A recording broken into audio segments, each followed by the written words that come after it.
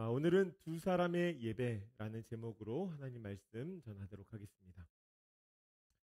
선물에 대한 이야기로 오늘 말씀의 문을 좀 열어보고자 합니다. 여러분들 종종 선물 주고 받으시죠? 사람들은 종종 선물을 주고 받습니다. 선물에 마음을 담아서 이 감사나 축하 또한 여러 의미들을 이제 전달하는 것이죠. 그래서 선물은 이 관계를 조금 더 돈독하게 만듭니다. 그렇다고 선물이 이 긍정적인 효과만 있는 것은 아니죠. 때로는 선물이 꽤나 부담스러울 때도 있습니다.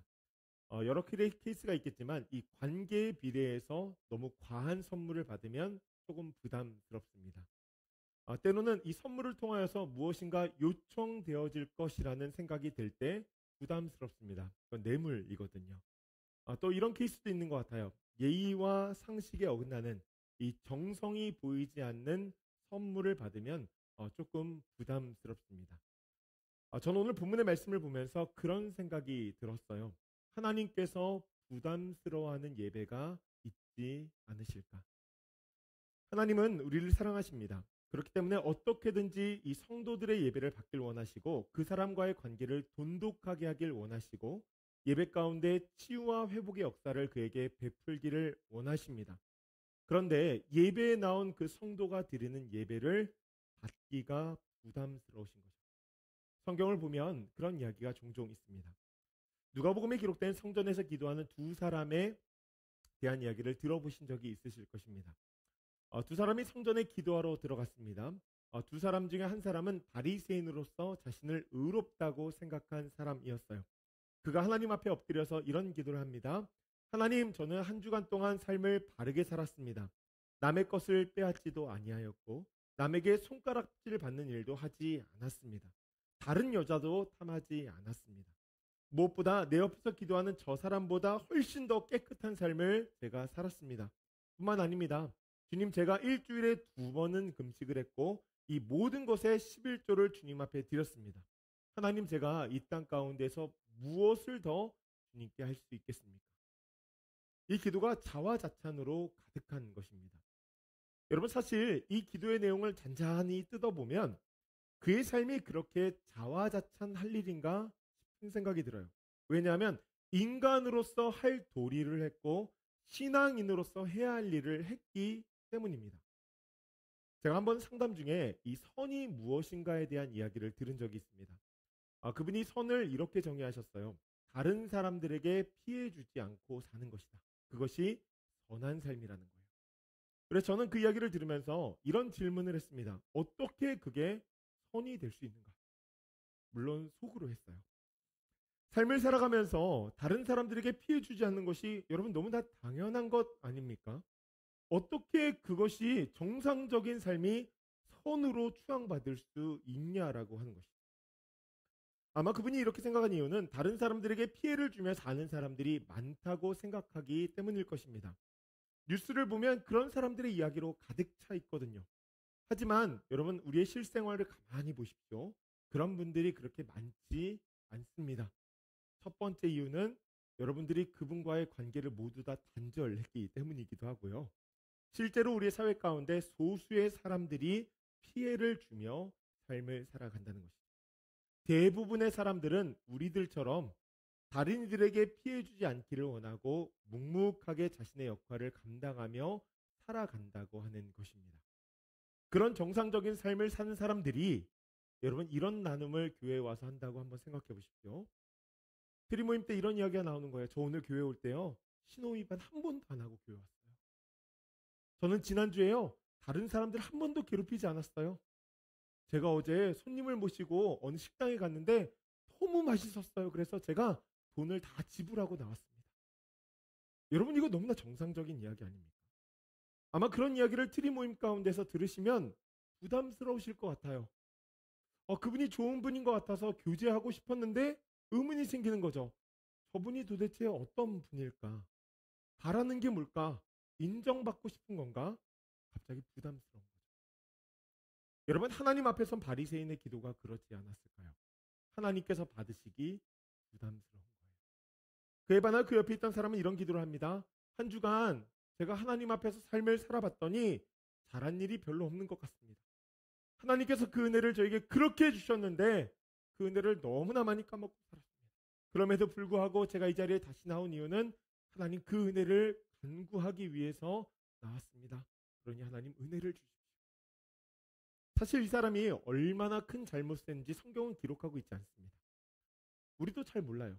대신에 우리가 삶을 살아가면서 아는 거 하나 있죠. 모든 사람은 매 순간 잘못만 하며 살아가지는 않는다라고 하는 것입니다. 여러분 한 주간을 가만히 한번 생각해 보십시오. 하나님 앞에 내세울 것이 하나라도 있지 않겠어요? 여러분 삶을 살아가면서 그래, 그래도 나 신앙인으로서 이거 잘했다. 그렇게 생각했던 것 있지 않습니까? 저는 있거든요. 하지만 여러분 잘못한 것도 있죠. 그런데 이 잘못한 것이 더 많다고 평가되어지는 이유는 딱 하나입니다. 이 평가 기준이 하나님의 은혜에 비례가 되어지기 때문입니다. 하나님께서 우리에게 주신 것들이 너무나 많은데 그 은혜를 받은 사람으로서 그 모든 것들을 누리지 못한 것들이 하나님 앞에 송구한 것이죠. 여러분 그래서 하나님 앞에 낮출 수밖에 없는 것입니다. 받은 은혜가 큰데 그것을 모두 다 사용하지 못하고 삶을 살아갔으니 고개를 들 수가 없다는 거예요. 여러분 이 사람이 그러지 않았을까요? 예수님께서 이 두 사람의 기도를 보시고 뭐라고 말씀하십니까? 누가복음 18장 14절의 말씀인데 이렇게 기록이 되어져 있어요. 내가 너희에게 이르노니 이에 저 바리새인이 아니고 이 사람이 의롭다 하심을 받고 그의 집에 내려갔느니라. 아멘. 여러분 예수님께서 하신 말씀은 무엇입니까? 자기 스스로 의롭다 여기는 교만한 기도는 받기 부담스럽다는 거예요. 그러니 기도를 받고 싶어도 그 기도를 거를 수밖에 없다는 것이죠. 여러분 이 말씀은 우리의 삶 가운데 꽤나 귀한 교훈을 줍니다. 하나님께서 우리를 사랑하시고 우리가 예배 드릴 때 하나님께서 그 예배를 받기를 원하시지만 받기 부담스러운 거를 수밖에 없는 예배가 있다는 거예요. 여러분 오늘 본문에 그 말씀이 등장합니다. 아담의 두 아들이 장성하여서 하나님 앞에 예배를 드립니다. 가인은 농사를 짓는 자였어요. 그래서 땅의 소산을 삼아 하나님 앞에 제사를 드렸고 그의 동생 아벨은 양의 첫 새끼와 그 기름으로 예배를 드렸습니다. 본문은 두 사람이 예배 드린 과정을 상세하게 설명하고 있지 않습니다. 하지만 예배의 결과를 명확하게 이야기합니다. 여호와께서 아벨과 그의 제물은 받으셨으나 가인과 그의 제물은 받지 아니하신지라. 가인의 예배가 부담스러웠다는 거예요. 두 사람이 예배를 드렸지만 그 두 사람의 예배 가운데 한 사람의 예배는 거절되어졌다라고 하는 것입니다. 여러분 이것이 오늘 말씀의 첫 번째 포인트입니다.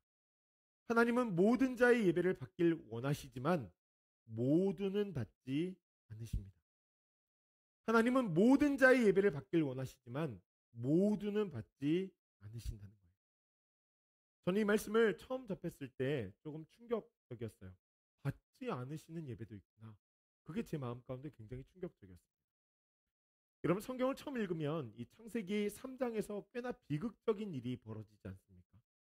아담과 여자가 이 죄를 짓고서 에덴에서 쫓겨납니다. 하나님으로부터 멀어지는 이들의 마음을 여러분 한번 가만히 생각해 보십시오. 인생 가운데 이보다 더 비극적인 일은 아마도 없을 거예요. 그래서 저는 창세기 3장의 말씀을 볼 때 마음이 꽤나 불편하고 힘들고 어려웠습니다. 우리가 하나님 앞에 나아갈 수 있는 존재인가? 그런데 창세기 4장으로 넘어오면서 희망의 빛이 보이기 시작합니다. 야, 역시 우리 하나님 인간의 비극을 그냥 두고 보시진 않는구나. 마음의 안도가 되어졌어요. 하나님과 영원히 결별이 되어지는 것이 아니라 하나님께서 통로를 열어주신 것이죠. 그것이 무엇입니까? 바로 예배를 통해서 통로를 열어주신 거예요. 여러분 그렇게 우리가 예배를 통해서 하나님과 관계를 맺을 수 있게 되어졌다는 것입니다. 그러면 예배를 잘 드리면 되는데 인간의 죄악이 얼마나 큰지 하나님께서 여신 그 통로를 갖다가 막아버리는 거예요. 하나님께서 받으실 수 없는 예배를 드리는 것이죠. 저는 이 말씀을 대하면서 마음에 두렵고 떨림이 있었습니다. 내가 하나님을 믿는다고 예배를 드리는데 하나님께서 내 예배를 받지 않으시면 어떡하지? 혹시 우리 성도들이 드리는 그 예배 하나님께서 받지 않으시면 어떡하지? 그래서 저는 매주마다 예배를 준비하고 설교를 준비할 때 하나님 앞에 드리는 기도가 있습니다. 똑같은 기도를 하나님 앞에 드려요. 하나님, 오늘 이 예배 가운데 은혜에서 소외된 자가 없도록 하나님 해주셔야 합니다. 모든 자들에게 풍성한 은혜를, 부족한 부분들이 있어도 우리 성도들이 최선을 다해서 하나님 앞에 드리는 것이니 하나님 이 예배 받아주세요. 부족한 부분은 조금 그냥 눈을 좀 감아주세요. 여러분 혹시 내 예배가 지금 받아지고 계시다고 확신하십니까? 여러분 그것을 점검해 봐야 된다. 우리가 이 자리에서 함께 공동체로 예배 드리지만 하나님께서는 이 예배를 하나로 받으시지 않아요. 각자의 예배를 받으신다라고 하는 것입니다. 여러분 그것을 기억해야 된다. 그래서 저는 혹시나 조금 늦게 오시는 분들이 계시면 하나님 저분의 예배도 꼭 받아주셔야 됩니다. 예배 시간에 막 돌아다니시는 분들이 계시면 하나님 저분의 예배도 받아주셔야 됩니다. 내 모습 이대로 주님 나오라고 하셨으니까 하나님 우리의 예배를 좀 받아주세요. 그래야 우리의 영혼이 살 수 있지 않습니까? 완벽하지 않아도 하나님 좀 봐주세요. 저 잘하고 있는 거죠? 잘하고 있는 거죠? 여러분 그렇게 제 기도가 응답되어지면 얼마나 좋겠어요. 그러나 하나님께서 기준이 있기 때문에 받지 않으시는 예배가 있다는 것입니다. 그러니 사랑하는 조이필교회 성도님들 예배를 귀히 여기고 마음과 정성과 뜻을 다해서 하나님께서 받으시는 그 예배 드릴 수 있는 주의 백성들 되어지기를 간절히 축복합니다. 그럼 하나님께서 받으시는 예배 우리가 어떻게 드릴 수 있을까? 하나님께서는 예배의 두 가지 요소가 기본 요소라고 말씀하십니다. 4절과 5절의 말씀을 보니까 이렇게 기록이 되어져 있어요. 가인과 그의 제물, 아벨과 그의 제물. 여러분 예배의 기본 요소가 뭐예요? 사람과 제물이라고 하는 것입니다. 여러분 이 두 가지가 필요하다는 거예요. 그럼 하나님께서 어떤 예배를 받으시는가? 첫째로 하나님은 사람이 마음을 다해서 드리는 예배를 받으십니다. 그러니까 전심을 다해서 예배 드려야 된다는 거예요. 마음 깊은 곳으로부터 하나님을 갈망하고 마음 다해서 하나님 앞에 예배 드려야 된다는 것입니다. 여러분 우리 사람은요 외모를 보죠. 이상하게 외모를 봅니다. 그래서 제가 왜 그럴까? 그리고 보다가 어떤 책을 보게 되었는데 책 제목이 이래요. 내면이 중요하다면서 왜 얼굴에 혹할까? 이 책은 이 사람들이 외모를 보는 이유를 이 소통의 관점에서 풀어낸 책입니다. 이런 이야기를 해요. 사람들은 누군가를 마주할 때 얼굴을 가장 먼저 본다. 얼굴을 보는 이유는 인간이 오래전부터 얼굴을 보고 의사소통을 하며 진화했기 때문이다. 그래서 보통 얼굴 가운데에서도 눈과 이 입을 주로 본다는 거예요. 여러분 그럴듯한 이야기죠. 잘생긴 사람, 여러분 이쁜 사람이 이야기라면 좀 뭔가 다른 것 같아요. 심지어는 여러분 잘생긴 목사님이 설교하면 그렇게 은혜가 된다고 하잖아요. 여러분 좋으시겠어요? 여러분 사람은요 외모를 봅니다. 그런데 하나님은 외모가 아니라 어디를 보세요? 마음의 중심을 보십니다. 여러분 우리 마음이 하나님으로 향해야 된다는 거예요. 전심을 다해서 드리는 그 예배를 하나님께서 원하신다는 거예요. 우리가 어떻게 하나님 앞에 나아가야 될까요? 주 앞에 하나님 없이 나아가서 주 없이는 살 수 없습니다. 하나님 이 예배를 받지 않으시고는 나의 존재가 무의미합니다. 그 고백을 하면서 하나님 앞에 간절한 마음으로 예배 드려야 된다는 거예요. 왜 그럴까요? 이 예배 가운데 우리의 정체성이 있기 때문입니다. A.W. 토저라는 유명한 목사님이 이것이 예배다라는 책을 저술하셨는데 그 책을 보면 이런 이야기가 나옵니다. 과거 아담이라는 사람이 있었다. 그는 높은 데서 떨어져 머리를 크게 부딪혔다. 그의 아내 역시 머리를 크게 다쳤다. 그로 인하여 하나의 기억을 상실하게 되었다. 자신이 무엇을 위해서 존재하는지 기억하지 못하게 된 것이다. 그들은 왜 이 땅을 살아가는지 존재의 이유를 모르게 되었다. 결국 자신의 결핍된 모습을 보며 당장에 필요한 것들을 집중하며 살게 되었다. 그들만 그렇게 살게 되었을까? 자식은 부모의 등을 바라보며 살아간다. 그의 모든 손들은 자신이 왜 이 땅에 존재하지 모른 채 삶을 살아가게 되었다. 그냥 어떻게든 필요한 것들, 결핍되어진 것을 채우며 살아가려고 애쓸 뿐이다. 모든 사람은 영적인 기억 상실증에 걸렸다. 여러분 이것이 무엇입니까? 예배를 까먹었다는 거예요. 이 땅의 사람들이 예배를 온전히 드리지 못한 이유가 영적인 기억 상실증 가운데 있다는 것입니다. 그러나 여러분 그 기억이 상실증에서 회복된 사람들이 있죠. 그들은 이 말씀을 기억하면서 주 앞에 나아가는 거예요. 이사야 43장 7절 말씀입니다. 내 이름으로 불려지는 모든 자, 곧 내가 내 영광을 위하여 창조한 자를 오게 하라. 그를 내가 지었고 그를 내가 만들었느니라. 하나님의 영광을 위해서 지어진 자. 여러분 우리의 존재의 목적이 하나님의 영광을 위해서 가장 영광스럽게 할 수 있는 자리가 뭐예요? 예배의 자리. 예배를 위해서 하나님을 찬송하게끔 지어졌다라고 하는 것입니다. 여러분이 그러니 영적인 기억 상실증에서 회복된 사람들은 예배가 더 간절해질 수밖에 없는 거예요. 왜냐하면 거기에 나의 정체성이 들어있고 그러니 하나님 앞에 나와 마음 다해서 하나님을 찬양하는 것입니다. 여러분 전심으로 하나님 앞에 나아간다는 것이 어떤 의미일까요? 저는 성경의 인물 가운데 이 다윗을 참 좋아하거든요. 새 시대를 열었던 다윗처럼 저도 새 시대를 열어가기를 소원하고 그가 하나님 나라를 세워서 정말 새 시대가 열렸던 것처럼 하나님 우리 교회가 이 땅 가운데 하나님 나라를 세워서 새 시대가 열리기를 소원합니다. 그게 제 마음 가운데 소원이 있어요. 여러분 다윗은요 하나님을 진심으로 사랑하는 사람이었습니다. 그의 삶을 보면 자신의 마음이 정말 하나님을 향해 있다는 것이 증명되어져요. 다윗이 언약궤를 다윗성으로 옮긴 후에 가만히 보니까 자신은 백향목으로 지어진 이 굳은 궁궐에서 너무 호화롭게 삶을 살아가는데 언약궤가 있는 그 텐트를 보니까 너무 초라한 거예요.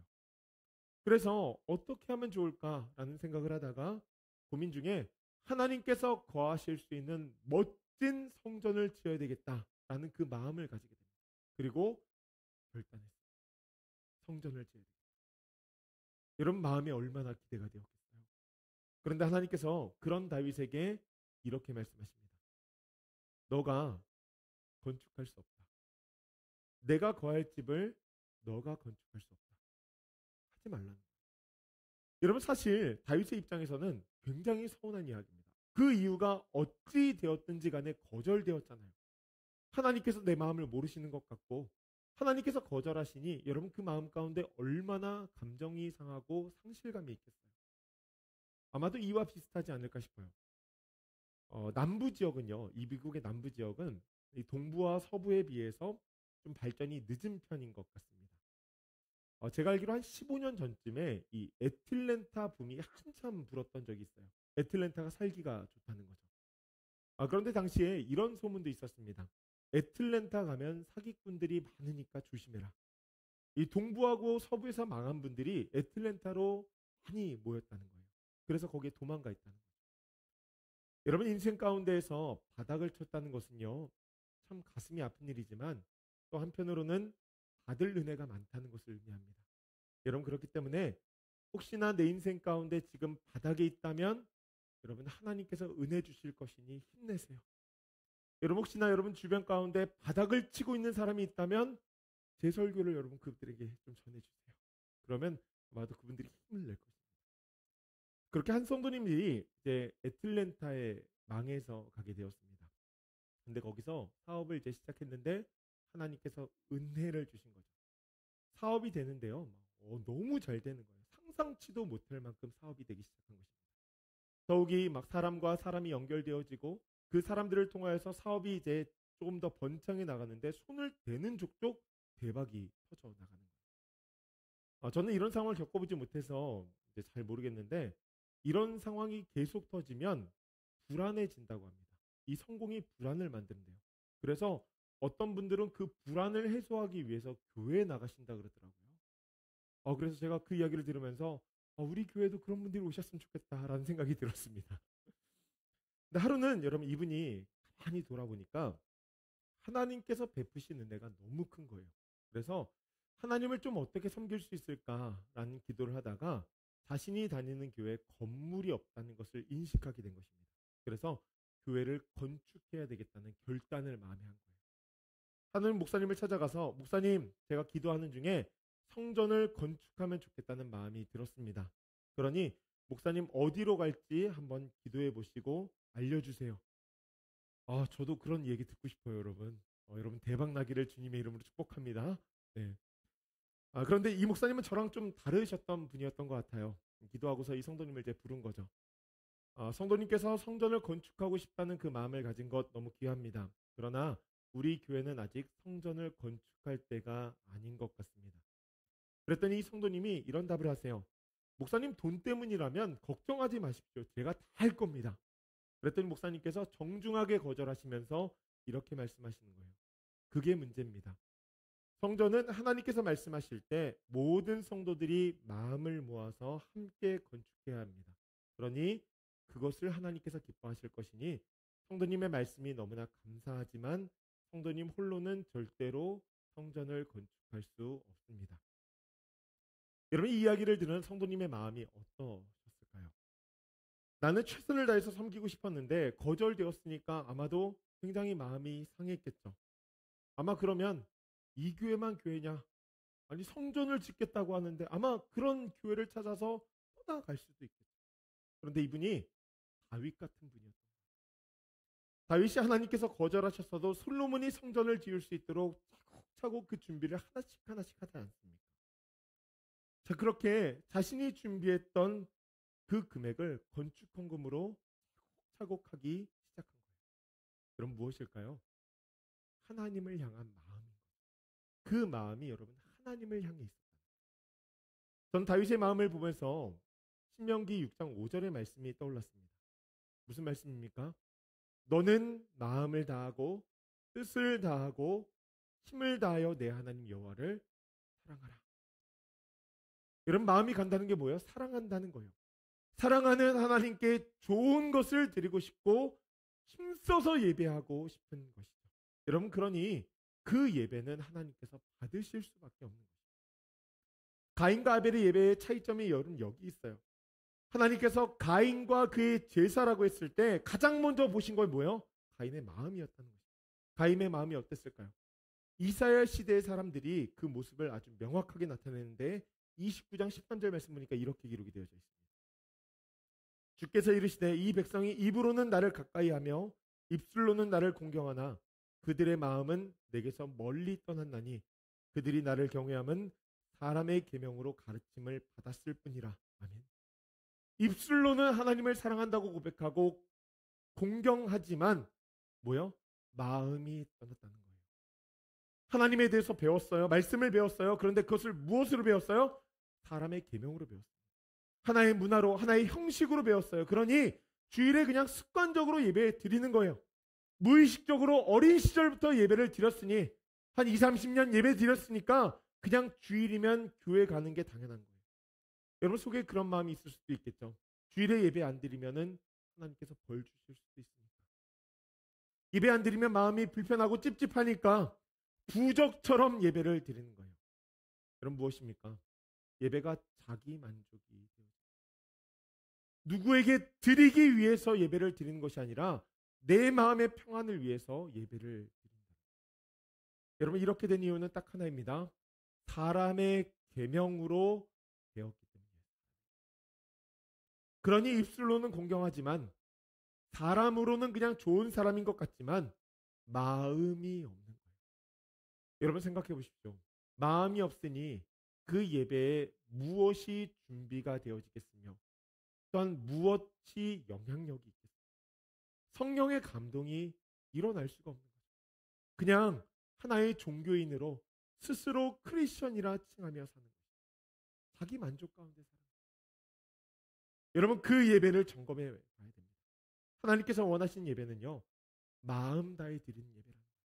그래서 바울이 예배를 정의하면서 이렇게 이야기하죠. 로마서 12장 말씀인데 우리 한번 같이 읽어볼까요? 그러므로 시작.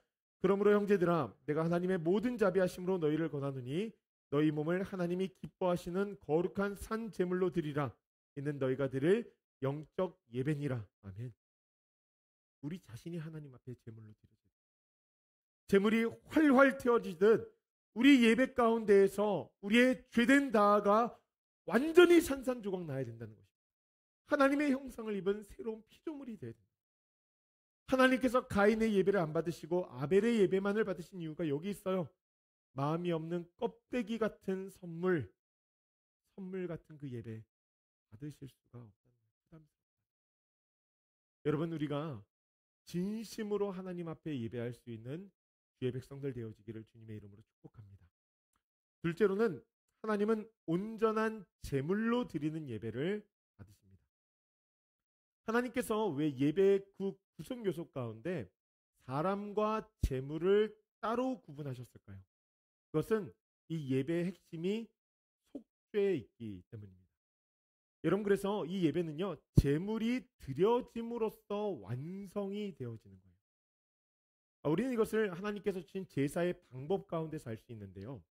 제사는 제사를 드리는 사람이 흠없는 제물을 하나님 앞에 가지고 나와서 자신의 모든 죄를 고백하고 그것을 제물에게 손을 얹어서 전가합니다. 그리고 그 제물을 나 대신 죽이는 것이죠. 그럼으로써 죄를 없애는 거예요. 여러분, 제사의 출발은요, 자신이 죄인임을 인지하고 자신의 죄를 고백함으로써 시작되어진다는 것입니다. 여러분, 그래서 예배의 제물이 핵심이 되어지는 이유는 뭐예요? 속죄함이 있기 때문이에요. 여러분들이 드리는 이 헌금 가운데 한 주간 여러분들의 삶이 들어있죠. 여러분, 그 안에 살만 들어있는 것이 아니라 여러분들이 헌금함에 넣을 때 무엇을 같이 넣어야 됩니까? 여러분들의 회개의 고백을 함께 넣어야 하는 거예요. 여러분, 그래서 우리가 1년에 한 번, 분기에 한 번, 한 달에 한 번 그렇게 드릴 수 있지만 매 예배 때마다 헌금을 드리는 이유는 뭐예요? 우리의 죄를 하나님 앞에 속죄함 받기 위함입니다.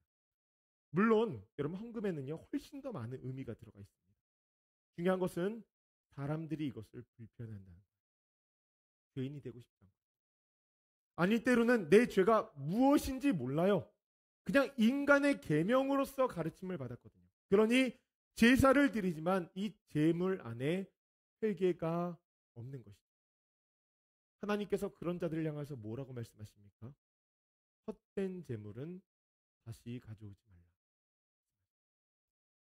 속죄함이 없는 예배는 못 받으신다는 것입니다. 하나님께서 가인의 제물을 보고 너무 부담스럽다 말씀하신 이유가 여기 있어요. 가인에게는 회개가 없었다라고. 여러분들이 신앙생활하면서 꼭 기억해야 될 것이 있습니다. 그것은 바로 죄의 속성이에요. 오늘도 7절 말씀 보니까 죄의 특징을 이렇게 이야기하지 않습니까? 죄가 너를 원하나. 여러분, 죄가 우리를 원한다는 거예요. 원하기만 할까요? 사로잡고 싶어 합니다. 가인은요, 죄에 사로잡혀 있었다는 거예요. 계속해서 죄를 지으면 어떻게 됩니까? 죄에 대한 인식이 떨어지죠. 죄가 일상이 되면 거기서부터는 그것이 죄가 되어지지가 않아요. 여러분, 그러니 회개가 없는 모습으로 하나님 앞에 나가서 제사를 드리는 거예요. 여러분, 죄가 방치된다는 것은 또 이런 모습이 있겠죠. 여러분, 혹시 이런 말 들어보셨습니까? 죄를 또 짓기 위해서 회개한다. 잘못된 것인지 아는데 죄를 끊을 수가 없는 거예요. 그러니 죄를 또 짓기 위해서 예배드린다는 거예요. 죄를 소원하는 것이죠. 제가 언제인지는 기억이 안 나는데 텍사스에 오기 전에 이런 이야기를 들은 적이 있습니다. 텍사스주는 카지노가 불법이라고 합니다. 그에 비해서 이 텍사스에 인접한 오클라호마나 루이지애나주는 카지노가 합법이라고 합니다. 맞아요? 네.